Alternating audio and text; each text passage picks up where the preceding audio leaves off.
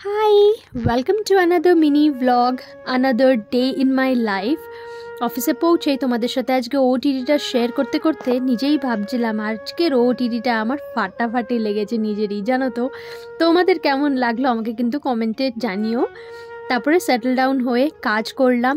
বিকেলবেলার দিকে আমরা সবাই একসাথে গ্যাদার করেছিলাম, কারণ আজকে আমার একটা কলিগের ফেয়ারওয়েল ছিল। ও ইন্ডিয়া ফিরে যাচ্ছে, তাই সবাই মিলে ওকে টাটা জানালাম। এখন বাড়ি ফিরছি। আর তোমাদেরকে তো মাঝে বলাই হয়নি, জানো তো মাঝে কি হয়েছে বলো তো।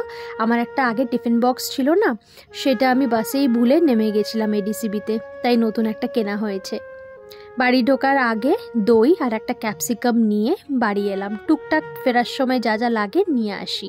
কালকে চিলা বানাবো, চিলাতে ক্যাপসিকাম দিলে ভীষণ ভালো হয়, টেস্টটা এনহান্স হয়ে যায়।